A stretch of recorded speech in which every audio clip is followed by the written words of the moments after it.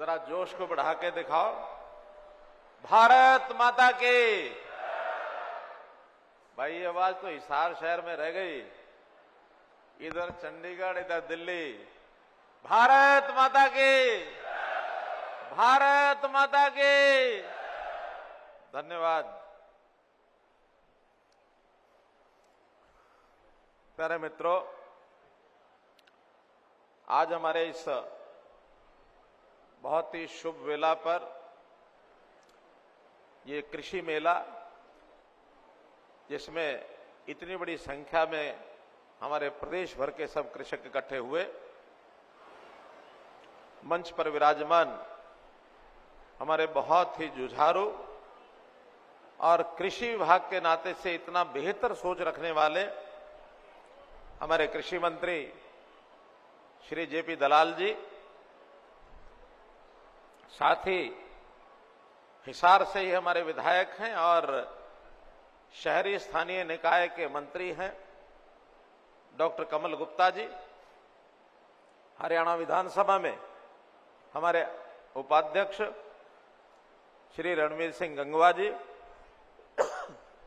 मंच पर विराजमान हमारे विधायक श्री विनोद भयाणा जी, श्री जोगीराम सेहाग जी, श्री लक्ष्मण नापा जी, अतिरिक्त मुख्य सचिव कृषि विभाग श्रीमती सुमिता मिश्रा जी, कृषि विश्वविद्यालय के कुलपति प्रोफेसर बलदेवराज कंबोज जी, कृषि एवं किसान कल्याण विभाग के निदेशक श्री नरहरि बांगड़ जी, कृषि एवं किसान कल्याण विभाग के सभी अन्य अधिकारीगण, विश्वविद्यालय के वैज्ञानिक गण, हरियाणा प्रदेश और आसपास के पड़ोसी राज्यों से भी मुझे जानकारी मिली है कि कुछ किसान यहां आए हैं, उनका भी सबका स्वागत। सभी किसान भाइयों बहनों को और मीडिया के कर्मियों बंधुओं को बहुत बहुत शुभकामना देता हूं कि आज के इस कृषि मेला के अवसर पर आप हिसार में आए हैं। किसी भी बड़े कार्यक्रम का स्थान क्या है, उसका समय क्या है, अवसर क्या है, ये बहुत महत्वपूर्ण होता है। इस मेले का स्थान हिसार एक ऐतिहासिक नगरी है। चौधरी चरण सिंह कृषि विश्वविद्यालय का ये परिसर है और हम जानते हैं कि हमारी आजादी को 75 साल हो गए। प्रधानमंत्री जी ने कल्पना रखी है कि जब 100 साल आजादी को हो जाएंगे सन 2047 में, तो हमारा देश भारत दुनिया का कितना बड़ा देश ये बनेगा। तो इस 25 साल का जो कार्यकाल बचा हुआ है, आज 75 साल हो गए हैं, तो इस 25 वर्ष के कार्यकाल को उन्होंने अमृत काल का नाम दिया है। तो अमृत काल का ये प्रारंभिक वर्ष है और हरियाणा प्रदेश के सभी कृषक यहां से जो संदेश प्राप्त करेंगे, ऐसा ये कृषि मेले का एक संयोग है, ये अद्भुत संगम है। और जैसे हरियाणा के बारे में कहा जाता है कि यहां जय जवान, जय किसान, जय विज्ञान, जय अनुसंधान, इनका संगम तो है ही है। मैं एक चीज और जोड़ा करता हूं हरियाणा के बारे में कि जय जवान, जय किसान, जय विज्ञान, जय अनुसंधान और जय पहलवान। हमारे हरियाणा का एक विशेष हमको एक उपाधि प्राप्त है कि ये खेलों का प्रदेश है और हमारा ग्रामीण क्षेत्र जहां हमारा किसान रहता है, वहां हमारा जवान भी है, हमारा पहलवान भी है। देश और दुनिया में हमको एक विशेष स्थान प्राप्त हुआ है। तो आज इस अवसर पर मैं सभी किसान भाइयों को, बहनों को, कृषि वैज्ञानिकों को और इस मेले के आयोजक सभी बंधुओं को, हमारे कृषि विभाग को, सबको बहुत बहुत बधाई और बहुत बहुत शुभकामना देता हूं। भाइयों बहनों, समय बहुत हो गया है। आप लगातार 3 दिन से यहां अपनी चर्चा, अपने सब वैज्ञानिक मिलकर के सेमिनार्स कर रहे हैं, अलग अलग विषयों पर चर्चा हुई है। अब सब चर्चा की मुझे जानकारी तो नहीं है, लेकिन मैं अनुमान लगा सकता हूं कि हर विषय पर, छोटे बड़े विषय पर आपने चर्चा में भाग लिया होगा। और उसमें मन में विचार बहुत है आपके सामने रखने के, लेकिन समय की मर्यादा है। मुझे पहले कहा गया था कि क्योंकि ये कार्यक्रम मेरा 2:30 बजे 2 बजे शुरू होना था, तो लगभग 45-50 मिनट की 1 घंटे की बात आप जरूर रखना, लेकिन चूंकि लेट इतने हो गए, लगभग 5 बजने को है। वैसे तो अपील की गई है कृषि मंत्री जी के द्वारा के 6 बजे तक अपना रुकने का मन बढ़ा के आना, लेकिन मैं इतना समय नहीं लगाऊंगा। बहुत थोड़े समय में केवल विषयों का उल्लेख करूंगा, और मैं मानता हूं कि उस विषयों को उल्लेख करने के बाद आप तक वो योजनाएं पहले से पहुंची हुई होंगी, नहीं तो कुछ नई बातें अगर आएंगी वो आप तक जरूर जल्दी से जल्दी पहुंचेंगी। इस प्रकार के मेले में भी प्रदर्शनियां बहुत लगाई जाती हैं, बहुत स्टॉल लगाए जाते हैं, बहुत साहित्य बांटा जाता है। ये सब नई जानकारियां पूरे हरियाणा में देने के लिए हर वर्ष ये मेला लगता है। तो इस वर्ष के मेले में मुझे आपके बीच में आने का बड़ा सौभाग्य मिला है। हम जानते हैं कि हरियाणा जो है ये कृषि प्रधान प्रदेश है, क्योंकि ऐसा भी कहा जाता है कि कृषि का अगर कहीं जो भी स्वरूप छोटा बड़ा शुरू हुआ, वो हल चलाने का सबसे पहला प्रयोग हरियाणा के कुरुक्षेत्र में महाराजा कुरु ने किया था। कुरु से पहले ऐसा कहते हैं हल चलाना किसी को आता नहीं था। उन्होंने हल बनाया होगा, उसको चलाने के लिए पता नहीं उसमें बैल जोते होंगे या आदमियों को कहा होगा कि आप ही चलाओ, लेकिन सबसे पहला खूड निकालने का काम महाराजा कुरु ने किया था, और तब से खेती, उसका इतिहास हमको मालूम है, आगे बढ़ते बढ़ते यहां तक पहुंचे हैं। हरियाणा कृषि का एक प्रकार से एक केंद्र है। कृषि आत्मनिर्भरता का एक श्रेय हमको मिलता है। जब देश में अन्न की कमी हुई, लाल बहादुर शास्त्री ने कहा कि अन्न कम है, एक समय का भोजन छोड़ना शुरू कर दो। देश की जनता ने उनकी अपील के ऊपर काम करना शुरू किया। मैं छोटा था, हमको याद है कि हर सोमवार को बहुत से लोग सोमवार की रात को भोजन नहीं करते थे। एक प्रयोग शुरू हुआ, प्रदेश को, देश को आत्मनिर्भर बनाना, अन्न की खपत थोड़ा कम करो। लेकिन वहीं पर किसानों ने संकल्प लिया कि हम कृषि का जो हरित क्रांति का जो काम शुरू हुआ, वो उस समय का जो पंजाब था, हरियाणा पंजाब एक ही था, यहां से शुरू हुआ। सारे देश को हमने अन्न खिलाया, सारे देश के लोगों का पेट भरने का काम हमने किया, और अन्न इतना ज्यादा पैदा हो गया कि हमने दुनिया को भी अन्न देना शुरू कर दिया। जो देश इंपोर्ट करता था, उस समय गेहूं कौन सी क्वालिटी थी, रशिया से आती थी, 420 क्या था, 420 किसी को पता है क्या? गेहूं की क्वालिटी बताइए पुराने लोग। 306 भी नहीं था। मुझे याद है कि रशिया का लाल गेहूं आता था,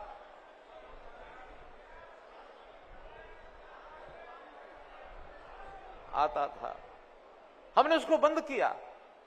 फिर हमारा गेहूं अच्छी क्वालिटी पैदा हुई, उसके बाद हमने दुनिया को गेहूं देना शुरू किया। तो आत्मनिर्भरता का एक काम उसने जब हमने शुरू किया, तो उस समय भी हमारे प्रदेश का 80% 70% जनता कृषि पर निर्भर थी। जमीनों का जो हमारा जो आकार था वो बड़ा था। बाद में धीरे धीरे कृषि के साथ साथ इंडस्ट्री का बोलबाला हुआ, बहुत लोग कृषि में आ गए, और कृषि के बाद फिर सेवाओं के काम शुरू हुए, आईटी का काम आगे बढ़ा, शिक्षा क्षेत्र आगे बढ़ा, स्वास्थ्य में अच्छे अनुसंधान हुए, सामाजिक सुरक्षा के कई काम आगे बढ़े, सेनाओं में हमारे लोग जाने लगे।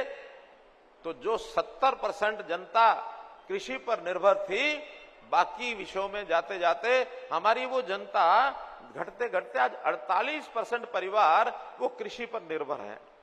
ये कोई खराब बात नहीं है, क्योंकि हम चाहते हैं कि कृषि के अंदर इतने सारे लोगों की अब खपत, उतना निर्भरता, उतने लोगों की आमदन नहीं रही है कि उसके ऊपर पालन पोषण हो सके, तो बाकी चीजों पर भी हम आगे बढ़े। हमारा प्रदेश कृषि में नंबर 1 था, लेकिन आज कृषि के अलावा अगर उद्योग शुरू हुआ है तो उद्योग में नंबर 1 है।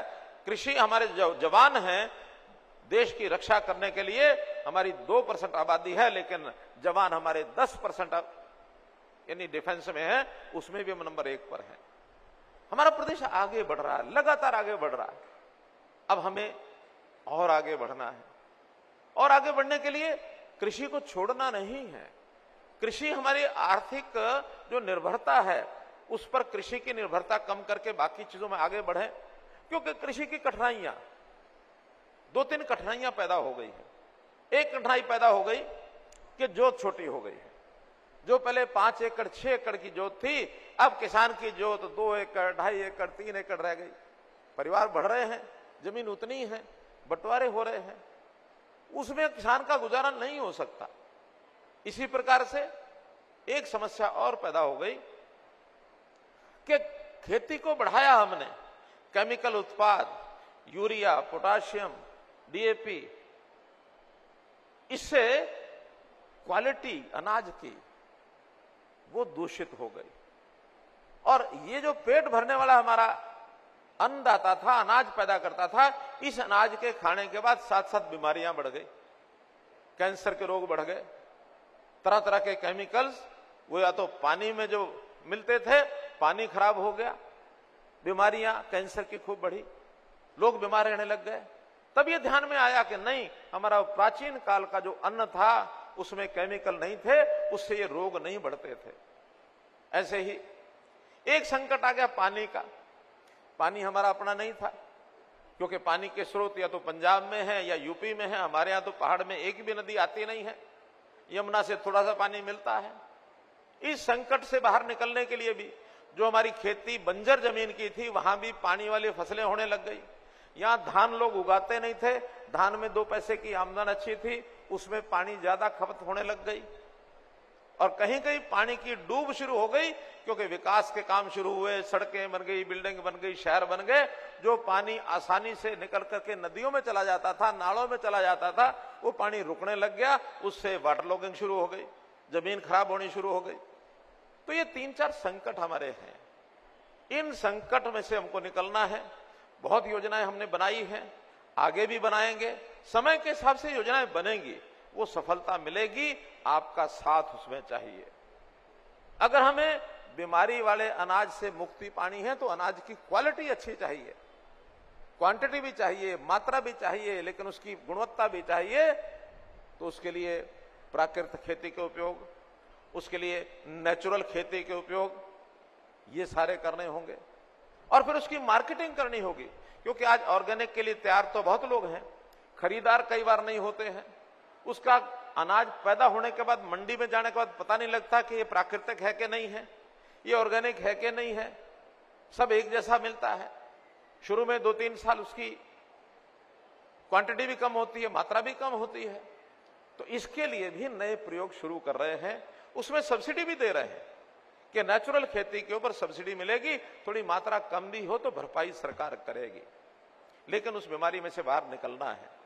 पानी की कमी, माइक्रो इरिगेशन, इसके प्रोजेक्ट बनाएंगे। उसके लिए सरकार खूब पैसा खर्च कर रही है।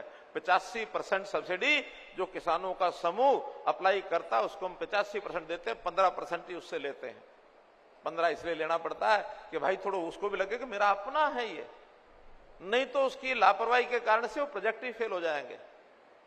इसलिए माइक्रो इरिगेशन को बढ़ावा देना चाहिए। जोत तो बढ़ा नहीं सकते, जोत उतनी रहेगी। परिवार की आमदन बढ़ रही है, परिवार के लोग बढ़ रहे हैं, तो उनकी आमदन बढ़ाने के लिए खेती के अलावा कुछ और काम करने पड़ेंगे। मशरूम की खेती है, डेयरी फार्मिंग है, मधुमक्खी पालन है, कहीं फूलों की खेती है, कहीं जो भी कोई खेती के साथ मिला करके हम काम कर सकते हैं, उन कामों की तरफ भी लोगों को आगे बढ़ाना पड़ेगा, ताकि थोड़ी जमीन भी है, फसल जितनी होती है ले, ज्यादा से ज्यादा ले, अच्छी फसल ले, साथ में कोई ना कोई काम और कर ले। और करेंगे तो उसमें से भी अपनी आमदन बढ़ेगी। तो मित्रों, ये सब काम, चाहे वो क्वालिटी का है, चाहे बीमारियां खत्म करने की बात है, केमिकल और पेस्टिसाइड से अपना रास्ता निकालने की बात है, इसमें नई नई टेक्निक, आखिर हमारे कृषि विश्वविद्यालय, इनसे अपेक्षा की जाती है रिसर्च करो। जमीन उतनी है, अच्छे बीज, अच्छा उसमें किस प्रकार से उसके पौधे की क्वालिटी अच्छी हो सकती है, उसके अंदर क्या क्या चीजें उपयोग की जाए, तो रिसर्च का काम करने के लिए ये हमने यूनिवर्सिटी को लगाया है। कई संस्थाएं खड़ी हुई हैं कि हमारे इस काम में वो सहयोग करें। हमने मार्केटिंग बोर्ड ये बनाया है ताकि फसलों की खरीद का सिस्टम ठीक बन जाए, एमएसपी पर फसलें बिक जाए। हरियाणा प्रदेश पहला प्रदेश ऐसा है कि 11 फसलें एमएसपी पर हमने घोषित की हैं। सेंटर तो 2 चीजें खरीदता है, गेहूं और धान। गन्ना हमारी मिलें ले लेती हैं, चौथी फसल की गारंटी सेंटर नहीं देता है। हमने उसके साथ साथ और अन्य फसलें, बाजरा है, मक्का है, मूंग है, कहीं तिलहन है, ये सारी चीजें बढ़ा करके सबसे ज्यादा फसलें एमएसपी पर घोषित की हैं। और अगर कोई फसल एमएसपी पर नहीं खरीदी जा सकती है, मानो सरकार की लिमिटेशन है, जो खरीदेंगे हमको उसका उपयोग भी करना पड़ेगा, ज्यादा हो जाएगी तो मंडी में बेचना पड़ेगा, उसमें फिर घाटा होगा सरकार को। हम सोचते हैं उस घाटे को लेने की बजाय अगर किसान को भाव कम मिलता है तो सीधा पैसा किसान को दे दिया जाए। उसके लिए हमने भावांतर भरपाई योजना लागू की है। 20 के लगभग सब्जियां और फल इसके अंदर भावांतर भरपाई योजना दी है। बाजरे में हमने भावांतर भरपाई योजना दी है 2 साल से। और भी फसलें, पहली बात तो सरकार खरीदेगी, न खरीद सके तो बाजार भाव का और एमएसपी का जो अंतर है वो सरकार आपको देगी ताकि आपका एमएसपी वो सुनिश्चित हो जाए। एमएसपी पर हरियाणा एक ऐसा प्रदेश है कि सबसे ज्यादा फसलें आपको ये खरीद करके दी जा रही हैं। तो भाइयों बहनों, हमने पानी के लिए जैसा मैंने बताया माइक्रो इरिगेशन तो है ही है, रिचार्जिंग के बहुत से कार्यक्रम हमने शुरू किए हैं। क्या? जमीन का पानी ट्यूबवेलों से हम निकाल रहे हैं। निकालते समय किसान ये ध्यान नहीं रखता कि गहराई कितनी होगी पानी की। पिछले 2010 से लेकर के 2023 तक ऑन एवरेज 12 मीटर पानी डाउन चला गया है, जो पानी ट्यूबवेल का लेते हैं। हर 2 साल के बाद 3 साल के बाद ट्यूबवेल वाले आप लोग बैठे हैं, आपको एक पाइप 10 फुट का नया डालना पड़ता है 3 साल के बाद। डालते कि नहीं डालते? डालते हैं ना। इसका मतलब क्यों डालते हैं? खुशी से थोड़ी। पानी नीचे जा रहा है और आने वाले समय में अगर 20-30 साल हमने ध्यान नहीं किया तो पानी कहां चला जाएगा। हम अपनी आने वाली जो हमारी पीढ़ी है, हमारे जो आगे आने वाले बच्चे हैं, उनको जमीन के किले तो हम शायद आधा 1-2 किले दे देंगे, लेकिन वो फोका होगी, फोकी जमीन, सूखी जमीन, पानी नहीं दे पाएंगे। हमने इसके लिए योजना शुरू की, मेरा पानी मेरी विरासत। लोग जमीन को विरासत मानते हैं, पानी को नहीं मानते हैं। हम कहते हैं पानी भी विरासत में जोड़ लो, हमने पानी अगली पीढ़ी को दे के जाना है। और इसके लिए स्पेशल योजना बनाई कि भाई धान बहुत पानी पीता है, धान की बुआई कम कर दें, हमारा काम चल जाएगा बिना धान के भी। लोग कहते हैं घाटा हो जाएगा, हम कहते हैं घाटा होगा 7,000 रुपए एकड़ का। धान छोड़ो, 7,000 रुपए एकड़ सरकार से ले लो। 2.25 लाख एकड़ का पैसा हम पिछले 2 साल में दे चुके हैं। अगले इस साल में भी 1 लाख एकड़ और हम कम करेंगे। हम कोई खेती नहीं कम कर रहे, खेती का प्रकार बदल रहे हैं। धान को कम करो, हम दालें बुआई शुरू करें, तिलहन बोएं, मक्का बोएं, कपास बोएं, बाजरा बोएं। और जो पानी, कुछ लोग कहते हैं हमारे यहां तो पानी बहुत है जी। भाई तेरे यहां तो बहुत है, लेकिन जिस जगह नहीं है, हमारे सूखे जिले, हिसार हो, फतेहाबाद हो, भिवानी हो, दादरी हो, महेंद्रगढ़ हो, रेवाड़ी हो, मेवात हो, नूह हो, ये जिले पानी के संकट से जूझ रहे हैं। प्रदेश तो हमारा एक है। अब एक प्रदेश में जहां पानी ज्यादा है, वहां का थोड़ा पानी अगर वहां हम पहुंचा सकें, वहां पहुंचाने के लिए भी मेहनत करनी पड़ेगी, क्योंकि ये सारे दक्षिण के जिले या पानी 100-100 फुट पानी ऊपर उठाना पड़ता तब जाता है।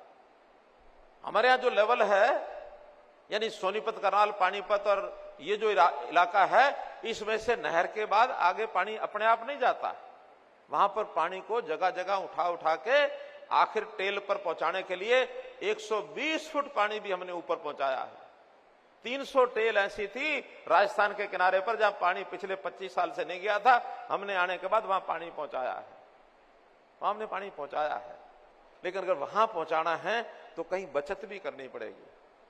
आज मेरे पास हिसार में ही कुछ लोग आए, उनका जी खड़े बनवा दो। कंडीशन लगा दी डिपार्टमेंट ने कि भाई खाड़े तो बनवा देंगे, लेकिन माइक्रो इरिगेशन का, लघु सिंचाई का एक प्रोजेक्ट लगवा दो। वो कहते हैं हमें जरूरत ही नहीं, हमारे पास तो पानी बहुत है। मैंने कहा आज आपको बहुत लग रहा है, मुझे अगर ये पानी आपके दूर किनारे पर भेजना पड़ गया तो आपका पानी अगर कम हो गया फिर क्या करोगे? प्रदेश हमारा एक है, किसान हम सब हैं, परिवार हमारा एक है, तो जिस जगह जिसका भला नहीं हो रहा उसकी चिंता भी तो करनी पड़ेगी। चिंता करनी है तो हर एक को पानी बचाने पर आना चाहिए, चाहे वो मेरा पानी मेरी विरासत हो, धान की खेती कम करो, चाहे माइक्रो इरिगेशन करो, और चाहे रिचार्जिंग, जो मैं कह रहा था जमीन में पानी डाउन हो रहा है, बरसात के पानी के कुएं इसको नीचे ले जाओ, इसकी स्पेशल योजना बनाई है। अभी तक लगभग 1000 कुएं हैं जिसको हम जमीन में रिचार्जिंग का कर रहे हैं। नई पॉलिसी बन रही है, अभी हमारे डिपार्टमेंट के लोग कहते हैं उस पर 2.5 लाख का खर्च आता है। किसान कहता कि हमारा 1 लाख, 1.25 लाख का खर्च आता है, और वो किसान कहता कि हम 25% देने के लिए तैयार हैं, हमें सिर्फ 75,000 आप दे दो, 25,000 हमारा 1 लाख में कुआं लग जाता है। हमारे डिपार्टमेंट के लोग कहते हैं ना जी ना, उसकी हौदी बनानी पड़ेगी, फिर फिल्टर लगाने पड़ेंगे, इस पे तो खर्चा 2-2.5 लाख आता है। भाई 2.5 आए, 5 आए, 10 आए, किसान से सिर्फ 25,000 ले लो, बाकी सारा लगा दो। क्या सुमिता जी? एक कुएं का सिर्फ 25,000 लो, आप खर्च करो 5 लाख, हमें कोई दिक्कत नहीं। और 1-1.5 लाख में जैसे किसान कह रहा है उसकी इंजीनियरिंग समझो। हमारा किसान हमारे बड़े बड़े इंजीनियर से भी ज्यादा पढ़ा लिखा है और ज्यादा उसकी समझदारी है, ज्यादा अनुभवी है। 3 साल तक वो कुआं ठीक रहता है, उसके बाद उसकी सफाई करनी पड़ती है बोर की। 3 साल में 10,000 रुपया और लग जाएगा, यही है ना? 5 साल 5 लाख ये डिपार्टमेंट वाले बताते हैं। मैं वही कह रहा हूं, उनके ऊपर रोक लगा दी है, ये 5 लगाएं, 10 लगाएं, किसान को सिर्फ 25,000 रुपए एक कुएं का देना, बाकी नहीं देना। तो इसलिए मित्रों, हम किसान के हित में योजनाएं बनाएंगे, और डिपार्टमेंट अगर कहीं फेल है तो हम इनको पकड़ेंगे कि अगर कुछ सीखना तो किसान से सीख लो। हो सकता है हमारे कृषि विश्वविद्यालय से भी ज्यादा जानकारियां ये किसान रखते होंगे, हर एक तरह के रिसर्च में हमारे किसानों को, और उसमें भी हरियाणा में प्रगतिशील किसान बहुत है। मुझे पता है कि आज से 6 साल पहले मैंने एक बार आंकड़ा इकट्ठा कराया था, उस समय 550 किसान ऐसे थे जो प्रगतिशील थे। हमने कहा कि प्रगतिशील किसानों की योजना बनाओ, अपने जैसे 5 किसान और तैयार करो, ये टारगेट दिया था, और उसमें प्रगतिशील किसानों के लिए इनाम भी रखा था। तो 1 लाख, 2 लाख, 3 लाख ऐसे कुछ राशि रखी थी। ऐसे कोई प्रगतिशील किसान हैं जिन्होंने अपने किसानों, अपने बराबर के किसानों की संख्या बढ़ाई हो और उनको कोई इनाम मिला हो? एक आध को मिला है क्या? 1, 2, 3, 4, 5, 7, 8, 10, अभी 10-15 ही हैं। मैं कहता हूं सभी 550 जो उस लिस्ट में थे उनको अपने जैसे किसान और बढ़ाने चाहिए। अरे भाई, हमारी आमदन तो है ही है, लेकिन हम अपने पड़ोसी के किसान को भी वैसा बढ़ा देंगे तो हमारी आमदन घटेगी नहीं। उस प्रकार की खेती वो करना शुरू कर देगा। और प्रगतिशील किसान ऐसे ऐसे हैं हमारे, वो दादलू के, क्या नाम है दादलू वाले रणबीर सिंह, हरबीर सिंह बैठे हैं। हरबीर सिंह नहीं आए। हरबीर सिंह का कहना है कि मैं 1 एकड़ में अपनी खेती में 10 लाख रुपए कमाता हूं एक साल में, 10 लाख रुपए। ऐसे ऐसे और कई किसान हैं 4-4, 5-5 लाख रुपए कमाने वाले। सब्जियों की बुआई करते हैं, ग्रीन हाउस बढ़ाते हैं, सब्जियों का एक्सपोर्ट करते हैं, उन सब्जियों को दिल्ली के होटलों में बेचते हैं, और अच्छी नई प्रकार की सब्जियां, मौसम के अलावा गैर मौसमी फसलें बोना, बहुत बड़े काम करते हैं। हमारे एक वो धर्मवीर गुमथला नहीं, दामला, धर्मवीर दामला के हैं, उनके फार्म हाउस पर मैं गया हूं। उन्हें कई तरह के, उन्होंने अपने खेत के अंदर ये जो होता है, जो किसको बोलते हैं, जो लेस सी होती है, क्या, एलोवेरा की खेती, लाखों रुपया लगी लगाई खेती 2 लाख रुपए में बेच रहे हैं वो। 1 एकड़ में बो दी, 2 लाख रुपए एलोवेरा की खेती बाबा रामदेव उठा के ले जाते हैं, वो बनाते हैं अपनी दवाइयां। तो मेरा कहने का ये नए नए प्रयोग, हमको प्रगतिशील किसानों के माध्यम से इस काम को आगे बढ़ाना चाहिए, इसको सीखना चाहिए। प्रधानमंत्री जी ने यह कहा कि हर किसान की आय डबल करनी है। अब डबल करने के लिए कोई छू मंत्र तो है, डबल नहीं हो जाएगी, छू मंत्र नहीं है। उसके लिए नई नई बातें ये हमको तय करनी पड़ेंगी, कैसे किसान की लागत कम हो। क्योंकि आमदन बढ़ाने के दो तरीके हैं, लागत कम करना और फसल की कीमत ज्यादा लेना। तो लागत कम करने के लिए भी हमारे कृषि विश्वविद्यालय ने बहुत से ऐसे नए नए रिसर्च की है, उसके ऊपर हमको आना चाहिए। आय बढ़ाने के लिए जैसा मैंने बताया, एमएसपी तो है ही है, भावांतर भरपाई योजना है ही है। हमने इसमें एक्सपोर्ट प्रमोशन काउंसिल बनाई है कि किसान की उपज का एक्सपोर्ट कैसे करें। आज ही मैंने कमल गुप्ता जी को कहा, हिसार का हमारा एयरपोर्ट बहुत बड़ा एयरपोर्ट बन रहा है, अंतर्राष्ट्रीय स्तर का बन रहा है। जब पैसेंजर के फ्लाइट जब चलेगी तब चलेगी, हम तुरंत कुछ फ्लाइट कार्गो की शुरू करा सकते हैं। हमारे हरियाणा की ताजा सब्जियां, ताजा फल यहां से ला दो और अरब की कंट्रीज में भेजो। अरबियन कंट्रीज में ना सब्जी होती है ना फल होता है, सब बाहर से मंगवाते हैं। तेल का पैसा उनके पास बहुत है, हम सब्जियां भेजें, तेल मंगवाए। हमारे यहां तेल नहीं होता, उनके यहां सब्जियां नहीं होती। तो हम क्यों नहीं कार्गो की फ्लाइट शुरू कर दें और रोजाना सब्जी जहां होती है वहां से टेम्पो में, गाड़ी में भर के हिसार आए, हिसार उसकी शॉर्टिंग पैकिंग करा के और उसके बाद उसको पैक करें, उसके ऊपर स्टिकर लगाएं और उठाएं। शाम को जो है सवेरे सब्जी तोड़ी हुई शाम को अरब कंट्रीज में पहुंच जाएगी। ये आमदन बढ़ाने के हमारे तरीके हैं। इसी प्रकार हमने मेरी फसल मेरा ब्यौरा, नई टेक्निक्स, कंप्यूटर की टेक्निक भी आज जो है बहुत ज्यादा काम आएगी आपको। इसके अंदर अब सारी फसलों का सारा रिकॉर्ड साल भर का इकट्ठा उसमें लिखवाते हैं, किसान से लिखवाते हैं। किसान के बाद उसकी गिरदावरी वो हमारा पटवारी करेगा, तहसीलदार करेगा, और उसके बाद उसके लाभ। पहली बात तो बिक्री में, मार्केट में उसी अनुसार बिक्री होगी। दूसरा, कल को, क्योंकि किसान का काम जोखिम का काम है, जोखिम के काम में कल को नुकसान होता है, पता ही नहीं लगता क्या बोया हुआ था, कितना नुकसान हो गया। ये जो मेरी फसल मेरा ब्यौरा है, ये आपका एक प्रकार से प्रूफ होगा कि हमने ये फसल बोई थी। और मैं तो ये भी कहता हूं, जो खाली जमीन रह गई है उसकी भी एंट्री कराओ, गन्ने की भी एंट्री कराओ, सब्जियों की भी कराओ, घर में हमने अपने चारे के लिए, चरी के लिए बुआई की हुई है उसकी भी कराओ। हर एक चीज की योजना बनेगी, प्लानिंग बनेगी। हमारा 80 लाख एकड़ ये खेती की जमीन है। 80 लाख एकड़ में हमें पता लगना चाहिए कि हर साल कितना क्या बोया है, अगले साल की प्लानिंग कौन सी कम करनी है, कौन सी ज्यादा करनी है। और हो सकता है कुछ जमीन खाली छोड़कर उसको ज्यादा उपजाऊ करने की बात भी करनी पड़े। ये तो हमारे पुराने किसान मानते हैं कि 4-5 साल के बाद एक साल उस किले को खाली छोड़ना भी अगली बार उसी उपज को बढ़ाता है। जिसकी ये मान्यता है, जरा बताओ कि एक आध साल खाली छोड़नी चाहिए, छोड़नी चाहिए कि नहीं? और खाली छोड़ोगे उसकी भी हमको योजना बना देंगे कि अगर योजना से खाली छोड़ोगे तो बिल्कुल आपको खाली नहीं जाने देंगे। हम उसकी योजना बना के आपको उस साल के लिए उस जमीन का पैसा भी देने की योजना बना देंगे, उसकी भी बना देंगे।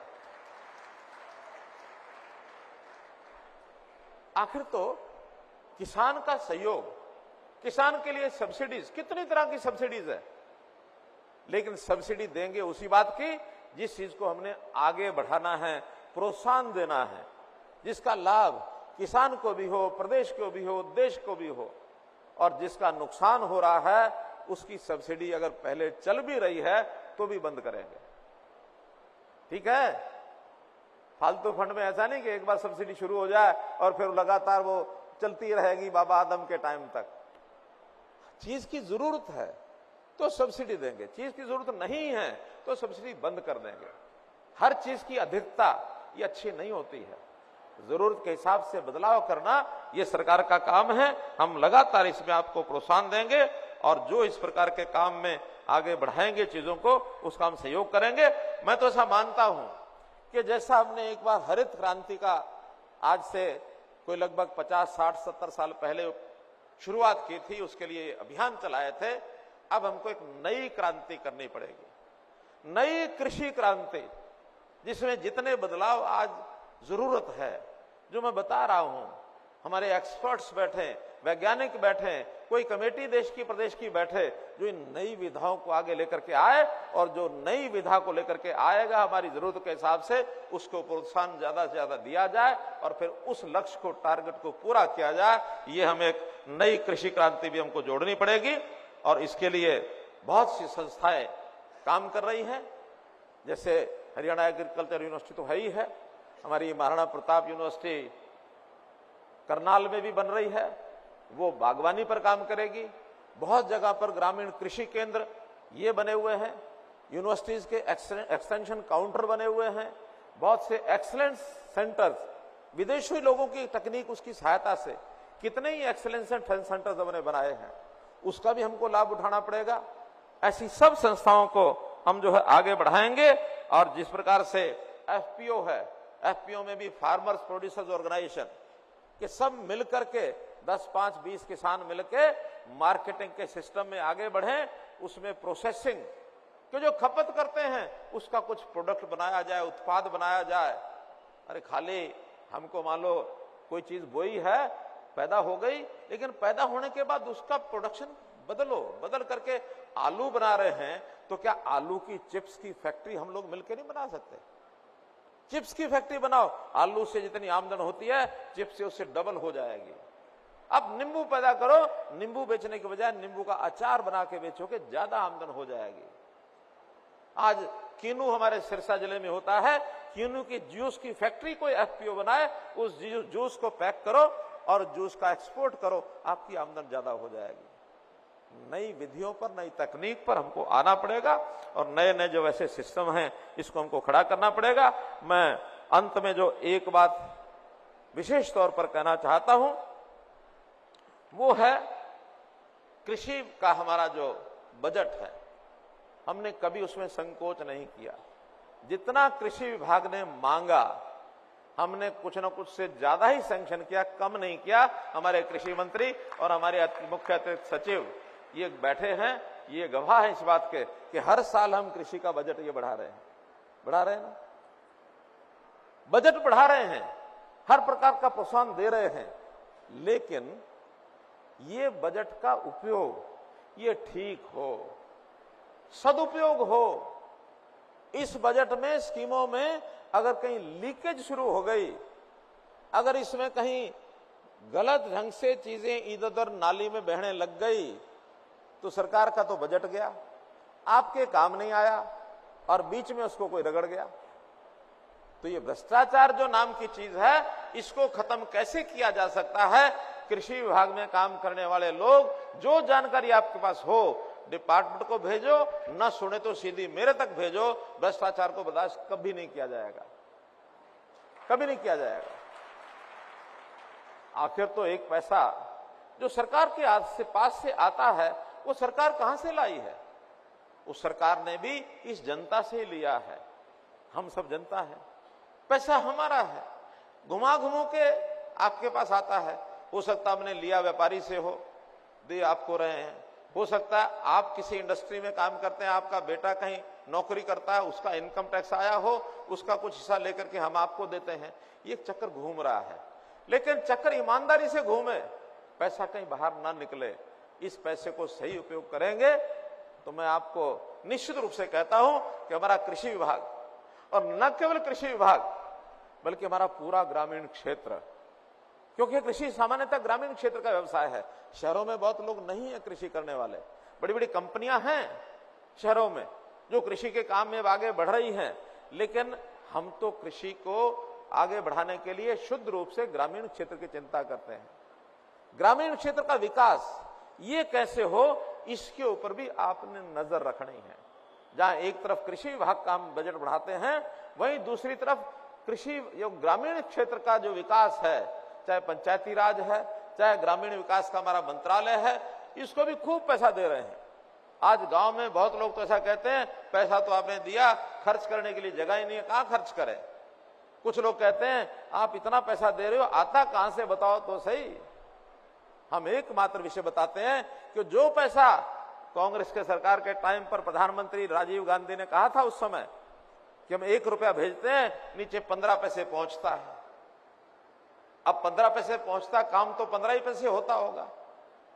क्यों? 85 तो पता नहीं कहां गए। लेकिन आज हमारी कोशिश यह है कि अगर हम 1 रुपया भेजें तो नीचे तक पूरा 1 रुपया जाके लगे, अपने आप 7 गुना काम हो जाता है, अपने आप 7 गुना हो जाता है। अभी हमारे लिए एक संकट पिछले दिनों में खड़ा हुआ, वो आपको पता है।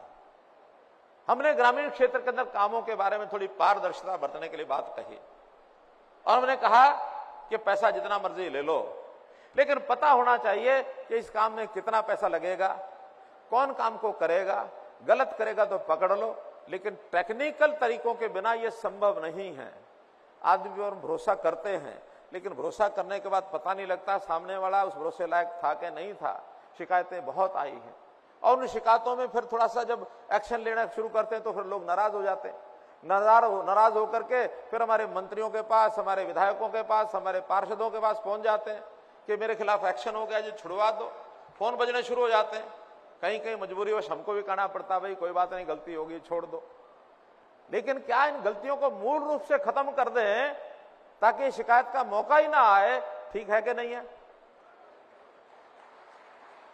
हमने इसके लिए पंचायतों को कहा पैसा लो खूब, लेकिन ई टेंडरिंग से काम कराएंगे। ई टेंडरिंग मतलब ये काम है, आपका काम 50 लाख का है, 25 लाख का है, इसको पब्लिक को कह दो, ठेकेदार आ जाएं। जो उन शिकायतों में फिर थोड़ा सा जब एक्शन लेना शुरू करते हैं तो फिर लोग नाराज हो जाते हैं। नाराज होकर के फिर हमारे मंत्रियों के पास, हमारे विधायकों के पास, हमारे पार्षदों के पास पहुंच जाते हैं कि मेरे खिलाफ एक्शन हो गया जी, छुड़वा दो। फोन बजने शुरू हो जाते हैं। कहीं कहीं मजबूरीवश हमको भी कहना पड़ता, भाई कोई बात नहीं, गलती होगी, छोड़ दो। लेकिन क्या इन गलतियों को मूल रूप से खत्म कर दें ताकि शिकायत का मौका ही ना आए? ठीक है कि नहीं है? हमने इसके लिए पंचायतों को कहा पैसा लो खूब, लेकिन ई टेंडरिंग से काम कराएंगे। ई टेंडरिंग मतलब ये काम है, आपका काम 50 लाख का है, 25 लाख का है, इसको पब्लिक को कह दो, ठेकेदार आ जाएं, जो कम से कम पैसे में और अच्छी क्वालिटी से करेगा उसको काम दे दो। वो कहते हैं हमारे लोगों को नहीं मिलेगा। मैं कहता हूं भाई अपने लोगों को ठेकेदार की जगह उनका रजिस्टर करा लो। हमें तो सस्ता काम, बढ़िया काम चाहिए, जो कर दे उससे करा लेंगे। ये काम ठीक है या पैसा सीधा किसी के हवाले कर दो, भी जो लगाना लगा, नहीं लगाना मत लगा, जेब में डाल। बोलो ये ठीक है कि ई टेंडरिंग ठीक है? बोलो क्या ठीक है? अगर ई टेंडरिंग ठीक है तो हम अपने अपने गांव में, कुछ एक सरपंच ऐसे हैं जो ज्यादा अड़े हुए हैं, 6200 में से अब सिर्फ 1300 सरपंच ऐसे हैं जो कहते ना जी खुली छूट दे दो। भाई खुली छूट ये सरकार नहीं दे सकती। दी होगी कभी किसी ने? दी होगी किसी ने? ये सरकार खुली छूट नहीं देगी, नहीं देगी। तो आप अपने अपने गांव में इन चीजों को संभालो। भ्रष्टाचार के प्रति 0 टॉलरेंस। फिर चाहे अगर कोई मनोहर लाल का भाई भी फंस गया ना तो जेल के पीछे होगा। भ्रष्टाचार का काल, मनोहर लाल, मनोहर लाल। बहुत बहुत धन्यवाद, बहुत बहुत धन्यवाद।